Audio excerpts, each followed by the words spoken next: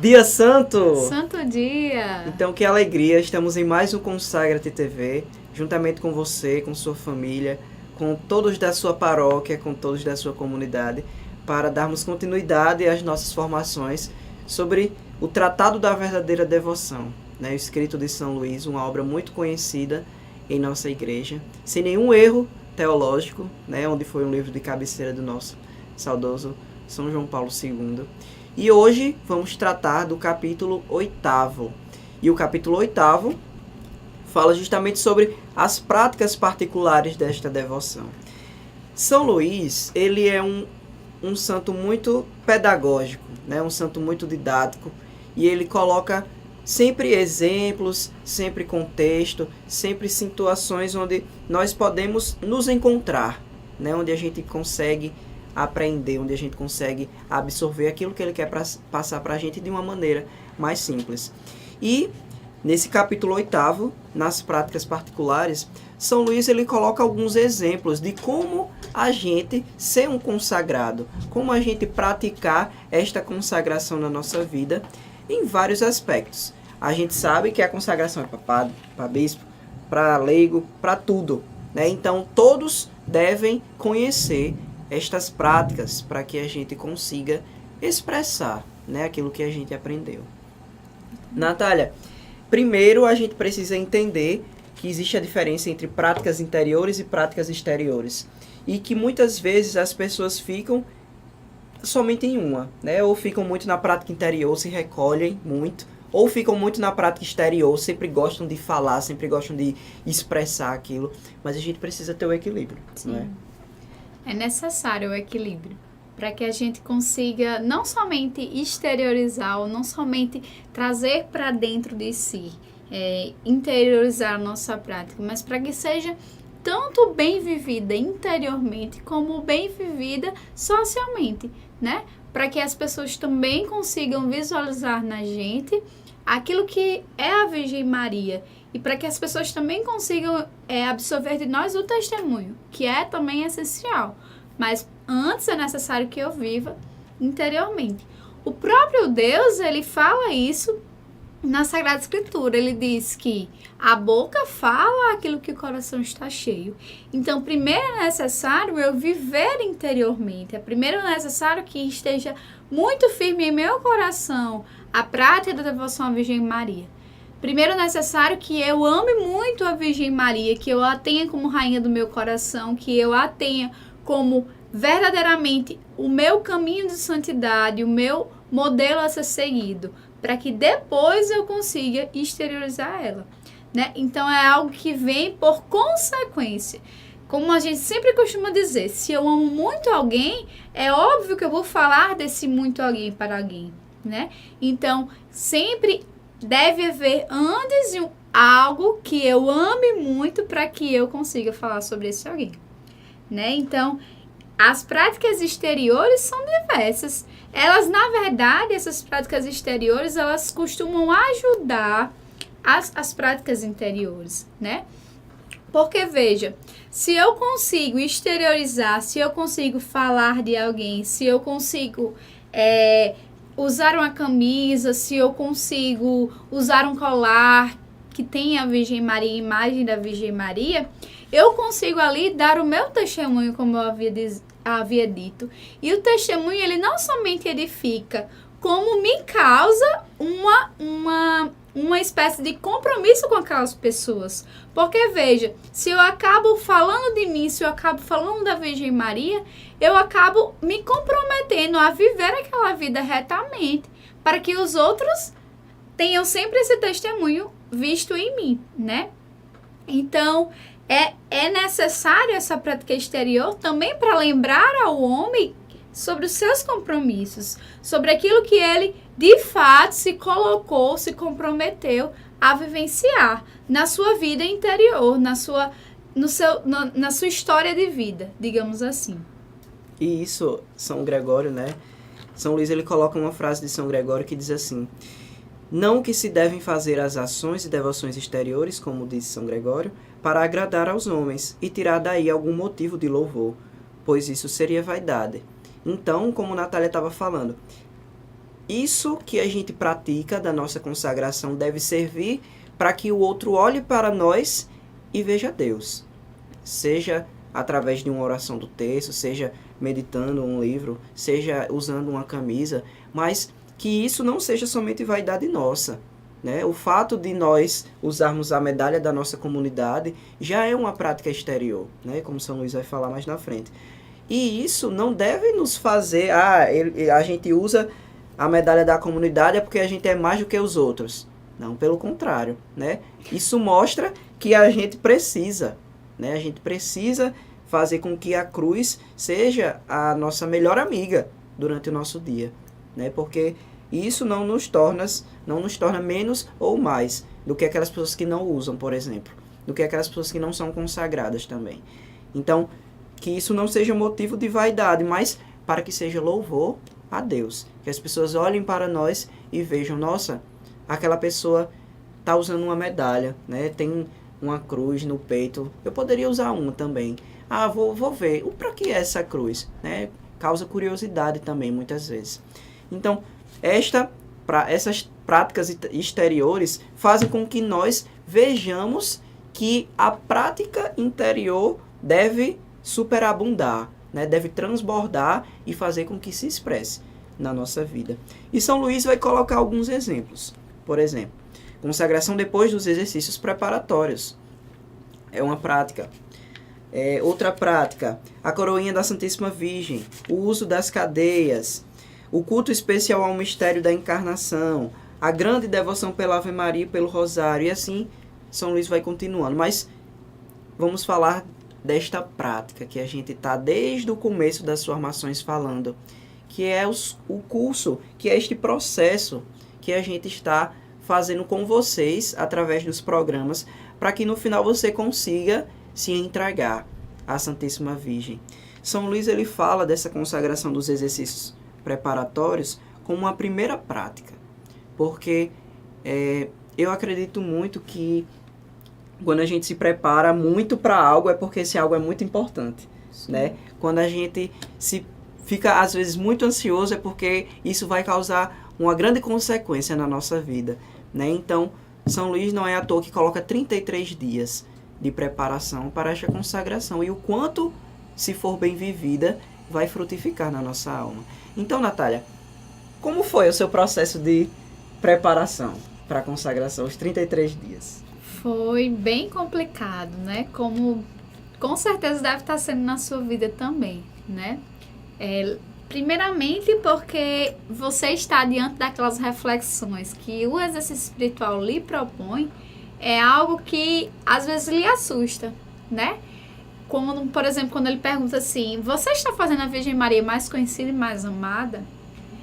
É algo tão grande essa pergunta, porque se você for pensar, de certa maneira você sempre está, né? Porque você acaba falando com as outras pessoas, você veste uma camisa de Nossa Senhora, você, sei lá, você usa escapulário, diversos motivos que fazem com que você possa evangelizar, né? E falar sobre a Virgem Maria.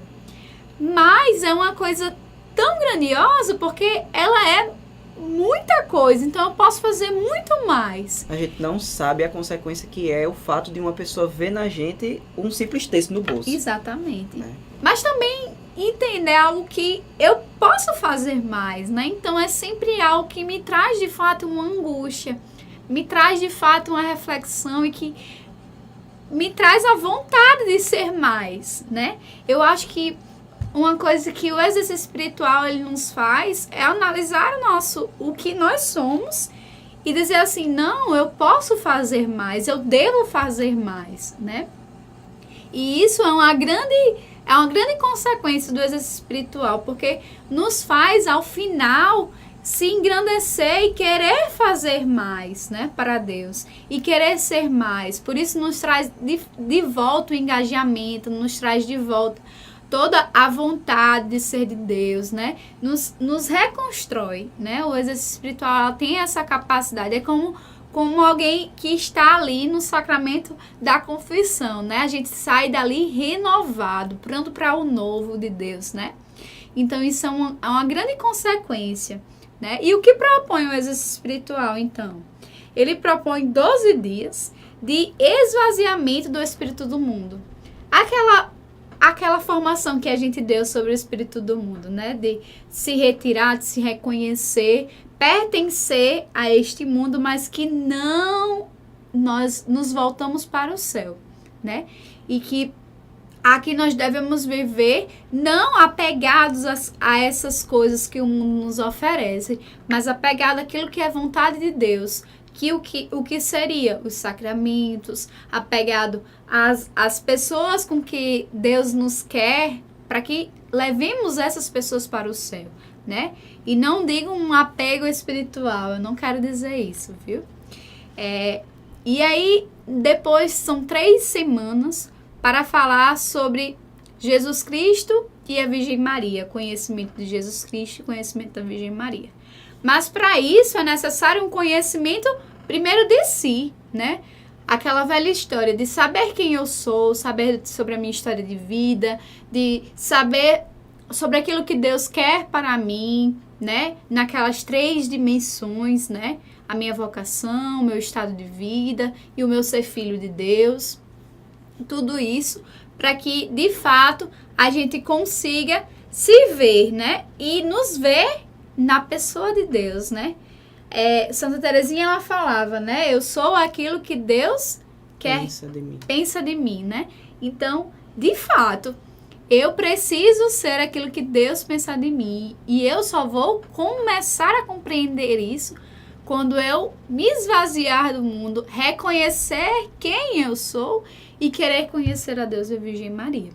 Então, esse de fato é tudo o que o exercício espiritual nos pede, né? E que é um tudo que de fato é muito difícil de ser vivenciado. Com certeza você, talvez algum dia, passou batido um dia de exercício espiritual, ou então você acabou adormecendo, você faz parte, meu irmão, mas não desista. Ainda temos alguns dias para terminar esse exercício espiritual. Persista, não desista, né? É difícil, mas como o Flávio falava, quando a caminhada é árdua, é porque vem coisas boas por aí. E muitas coisas boas virão, meus irmãos. Inclusive, uma prática que a gente reconhece de muito antigamente, né? A coroinha da Santíssima Virgem.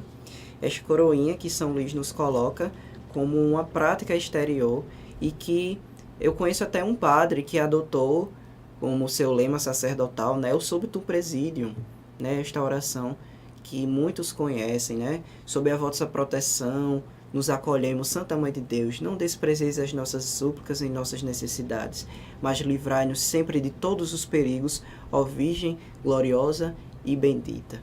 Então, Natália, esta coroinha, né? Muitas pessoas rezam, é um costume muito antigo, né? E que São Luís diz que são 3 Pai Nossos e 12 Ave Marias, em honra dos 12 privilégios e grandezas da Santíssima Virgem.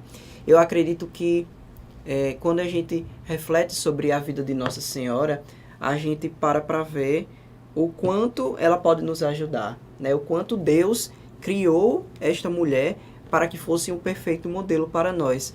E isto mostra também que a gente precisa fazer com que os outros reconheçam isso, né? Eu não consigo parar e dizer, nossa, eu não quero me salvar sozinho, né? Quero que meus familiares, meus amigos, todas aquelas pessoas que eu conheço também possam ter esse encontro.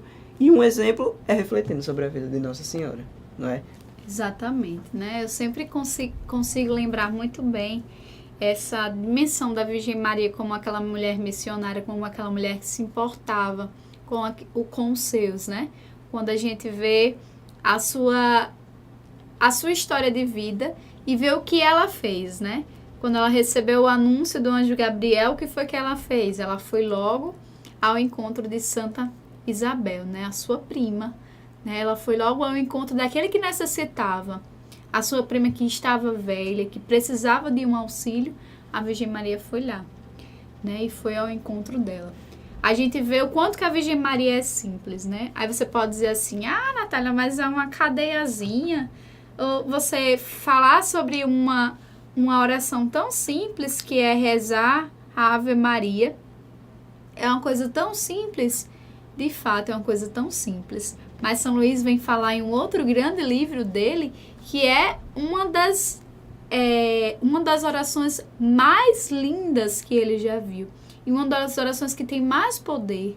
De fato, meu irmão, se você for meditar nesta oração, você vai ver que é algo totalmente desejoso de Deus, né? O que Deus desejava desde toda a eternidade, que é reconhecer Nossa Senhora como Mãe de Deus. Não é algo tão simples.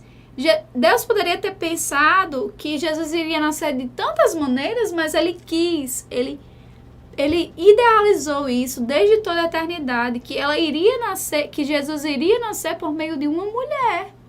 Então, isso é algo simples, mas que tem um grande poder. E né? outro...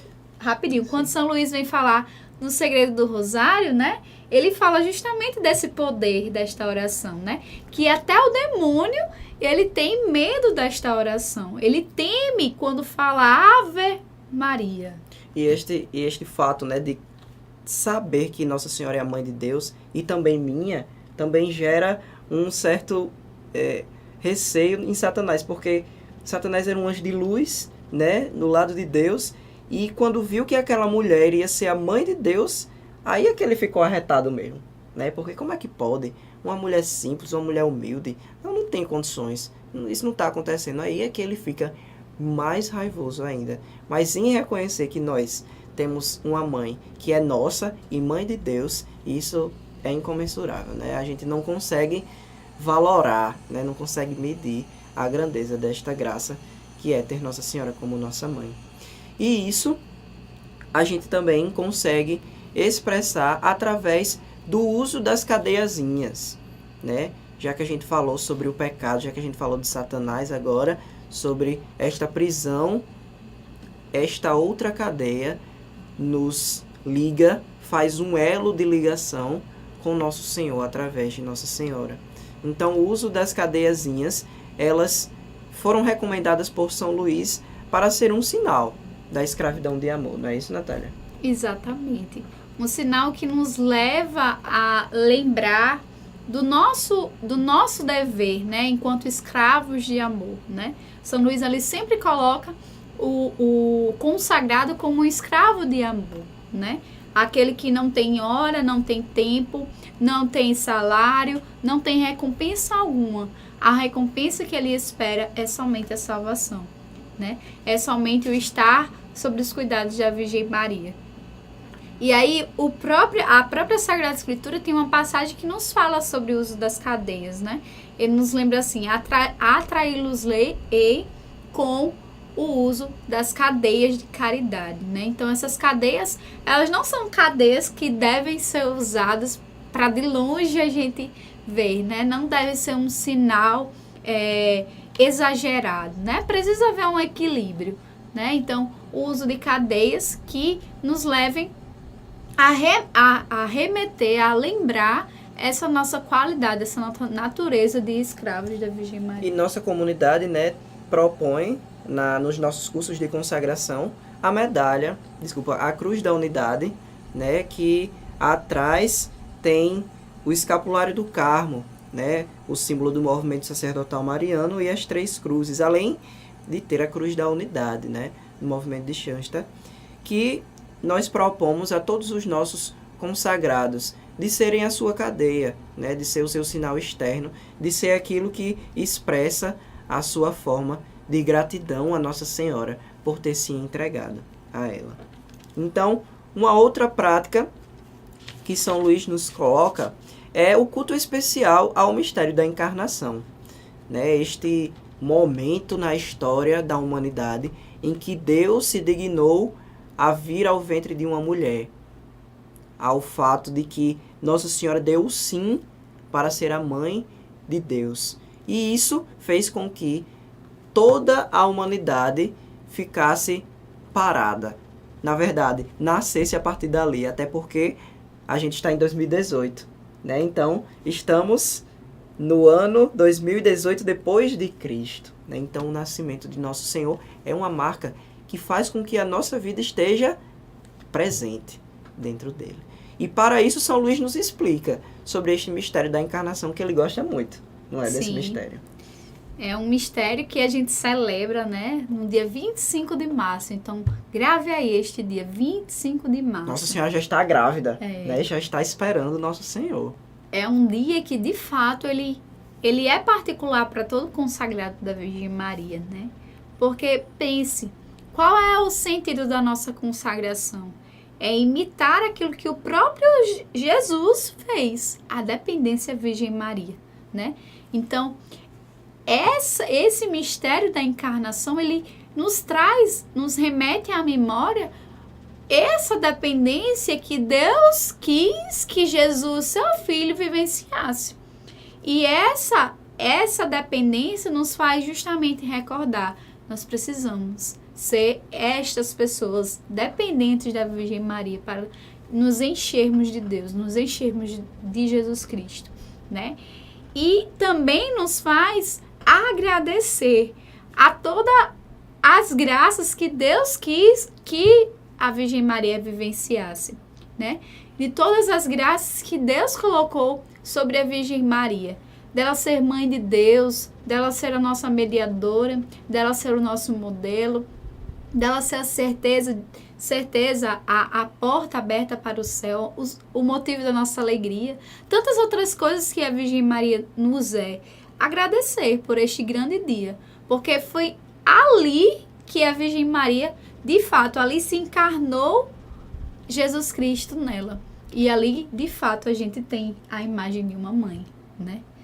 E isso é deve ser uma particular devoção de todo consagrado.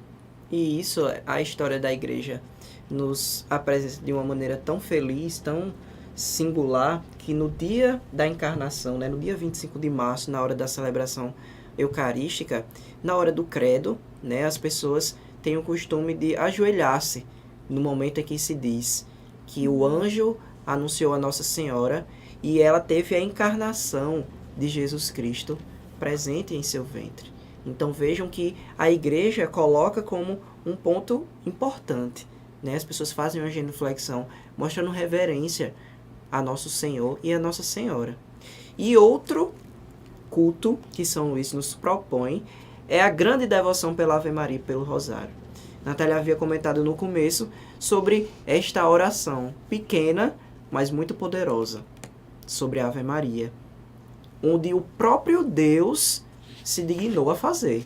Você já parou para pensar que foi o próprio Deus que fez a oração da Ave Maria? Onde o anjo, já que o anjo fala pela vontade de Deus, então aquilo que o anjo falava eram as palavras de Deus. E ele dizia: Ave, cheia de graça, o Senhor está contigo. Então vejam que a oração do Santo Rosário, onde a gente pode meditar os mistérios de Nossa Senhora, onde a gente pode rezar a Ave Maria, nos mostra a contemplação que devemos ter para com esta forma de nos aproximarmos de Nossa Senhora, não é? Exatamente. É uma oração singela. Singela como a Virgem Maria, que foi toda bela, que foi toda simples, mas que soube agradar ao Senhor. É uma oração que demonstra muita humildade, muita simplicidade, porque ela fala de coisas tão lógicas. A gente sabe que ela é a mãe cheia de graça, a gente sabe que ela é a mãe de Salvador, a gente sabe que ela foi anunciada pelo anjo Gabriel, mas é uma coisa simples que, de fato, é capaz de esmagar a cabeça da serpente, né? Porque o que foi que fez com que o anjo fosse recaído? O que foi? O orgulho dele, o desejo de ser como Deus, né? E a Virgem Maria, ela vem trazer justamente o oposto, a humildade, que é capaz justamente de combater o orgulho, né? Que é capaz de, aliás, de fazer cair por terra todo o mal, né? Que assola dentro de nós. E esse fato de que nós conseguimos, através de uma oração simples, derrubar algo que o próprio Satanás não conseguiu, né?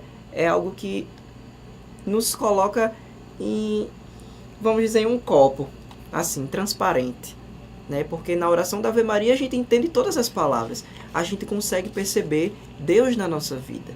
Então, através dessa oração que a gente consiga revelar às outras pessoas também a presença de Deus.